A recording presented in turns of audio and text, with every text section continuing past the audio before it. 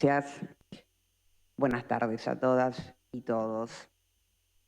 Bien, pensaba, escuchando no solamente las intervenciones de esta tarde, sino las que han tenido lugar durante toda la jornada, que hay palabras, hay pensamientos, hay críticas que se repiten como una línea que atraviesa todas las intervenciones, lo que habla del gran mérito de los organizadores en la selección de temas y en la selección de los participantes.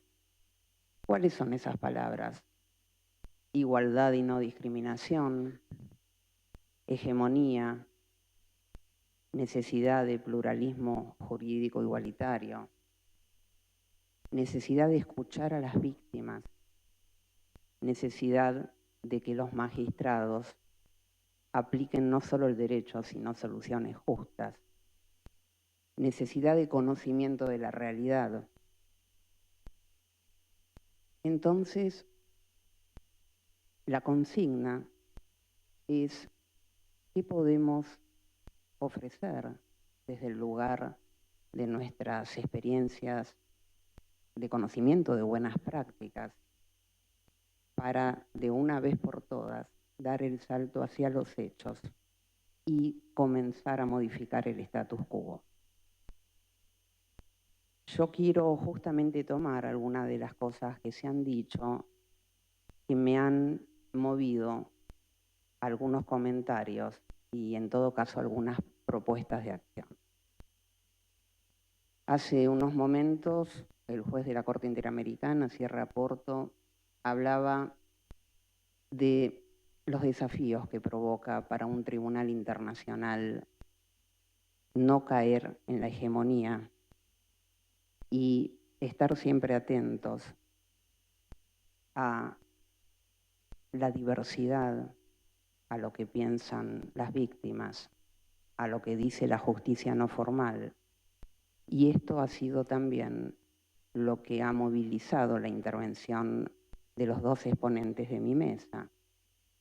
Se preguntaba el primero acerca del grado de legitimación de las resoluciones de la Corte Penal Internacional y sobre todo el impacto que pueden tener para lograr la paz, y lo llevaba, en todo caso, al ámbito de actuación de las comisiones de la verdad.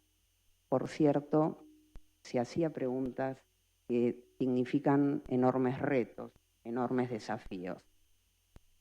Y en la misma línea comentaba el representante de Ghana las políticas extractivas, yo diría las políticas de saqueo, porque a las cosas hay que llamarlas por su nombre, de los recursos naturales con el tema de las minas. Como decía al comienzo, todo tiene una misma línea, que es no escuchar a las víctimas. ¿Dónde está la palabra de las víctimas? Es hora de que pensemos, como decía al comienzo, en mecanismos diversos de acceso a la justicia. Y quiero contar entonces una experiencia que me parece extraordinariamente virtuosa de un tribunal internacional como la Corte Interamericana. Por eso empecé citando la propia asunción de dudas de un juez actual de la Corte Interamericana sobre las políticas hegemónicas. Políticas que claramente se transforman muchas veces en resoluciones, es decir, el cuidado que hay que tener. Y quiero entonces referirme a algo que solo tangencialmente en esta jornada fue enunciado, que es la palabra de la víctima llevada por abogados. ¿De dónde sacamos los abogados?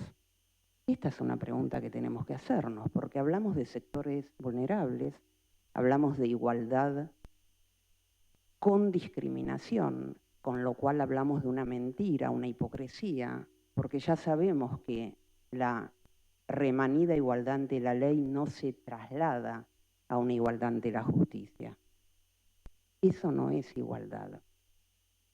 Pero, ¿quién invoca la protección de las víctimas quién lleva sus planteos ante los jueces, porque vemos la última parte, que es los jueces no escuchan, los jueces no aplican políticas de igualdad. ¿Y quiénes las postulan? ¿Quién se los pide? Y ahí está el enorme desafío en nuestros continentes, americano y africano, del establecimiento de sistemas reales de ayuda legal. Y cuando comento una experiencia, les decía, que considero extraordinaria, es la instauración desde el año 2009 en la Corte Interamericana de Derechos Humanos de la figura de un defensor interamericano, un defensor público que es establecido de una forma totalmente original que no tiene antecedente en ningún otro tribunal de justicia del universo. Porque claramente otros organismos tienen la provisión oficiosa de un defensor cuando la persona, por razones de pobreza o cualquier otra vulnerabilidad, no tuviera el acceso a un abogado. Pero ¿cuál es la diferencia? Que la Corte Interamericana terceriza la provisión en una asociación interamericana de defensorías públicas, con lo cual asegura transparencia, ya no depende del secretario de la Corte la provisión de un abogado, pero sobre todo asegura otra cuestión que también se enunció mucho como una necesidad, que es el conocimiento del terreno. ¿Cómo podemos defender derechos si estamos en un país y la violación se produce en otro? ¿Cómo podemos defender derechos si estamos en un escritorio con nuestra computadora personal y en el monte se saquean los recursos, se atemorizan a nuestros pueblos indígenas, se los criminaliza? Claro, se los criminaliza por la protesta social, protesta que no criminaliza cuando se bloquean rutas para aplaudir las acciones de gobierno, ¿no? Cuando es para aplaudir no se criminaliza, solo cuando es la queja la que prevalece.